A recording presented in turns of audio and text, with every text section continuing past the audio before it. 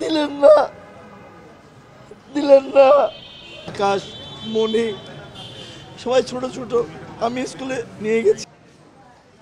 বাংলাদেশের স্বাধীন নবাব রঙিন নবাব সিরাজউদ্দৌলা একে একে সবাই ছেড়ে চলে যাচ্ছেন।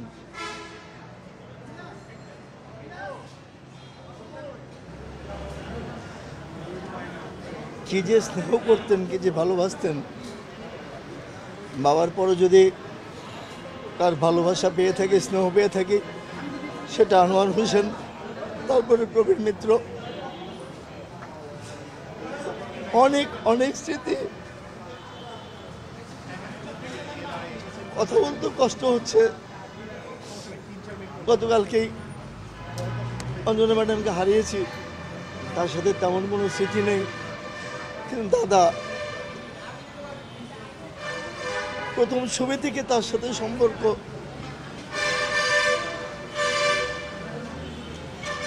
হাতে পায়ে ধরে অভিনয় ভুল হতো সেটাই শিখিয়েছেন। এখন তো আর শেখানোর লোকও নেই, আমরা তো সবচেয়ে বড় হয়ে গেলাম। কষ্ট হচ্ছে দাদা, সুযোগে দিলেন না। সন্তান হিসেবে একটু সুযোগ তো দেবেন, একটু সেবা করব, ওনার সব কথা শুনবো, ওনাকে চিকিৎসা করার সুযোগটা তো দেবেন। দিলেন না, দিলেন না, দিলেন না। যখন বৌদি অসুস্থ হয়েছিল, আমি সেই সংসারটা দেখেছিলাম। 9 মাসের জন্য চলে গিয়েছিলেন ব্যাঙ্গালোরে। এই মিথুন, আকাশ, মনি সবাই ছোট ছোট, আমি স্কুলে নিয়ে গেছি, আমি কলেজে নিয়ে গেছি, সব কিছু আমি করেছি।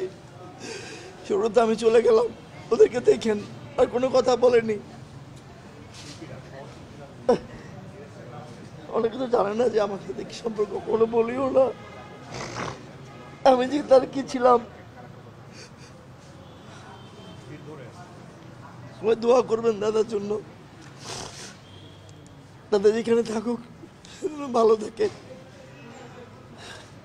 কোনো সিদ্ধান্ত হচ্ছে কালকে কখন কি করবেন সেই বিষয়টি কি জানাতে বলো। যেটা হচ্ছে, আমি একটু সবাইকে, আমরা আসলে একটি শোক বলতে না বলতে কিন্তু আরেকটি শোক আপনারা দেখেছেন।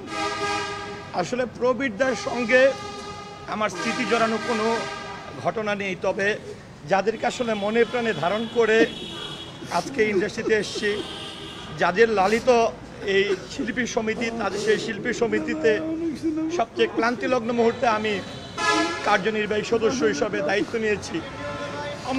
আমার খারাপ লাগতো না আজকে যদি আজকে সন্ধ্যায় এসে আমি 5টায় এসে হসপিটালে এসেছি, এবং শিল্পী সমিতির পক্ষ থেকে আমি মিথুনদার সঙ্গে, ওনার ছেলের সঙ্গে কথা বলেছি যে আমরা দাদার জন্য কি করব। কারণ গতকাল অঞ্জনা আপার এই অবস্থাতেই যখন দাফন করে আমরা শিল্পী সমিতিতে আসি, তখন দাদার সহ আমরা রাতে শিল্পী সমিতি থেকে একজন প্রতিনিধি পাঠিয়েছিলাম, যেহেতু সিসিইউতে আছে।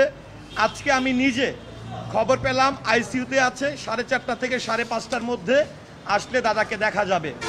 আমি 5:30টার মধ্যে এখানে এসে আমি সার্বিক দাদার খোঁজখবর নিলাম।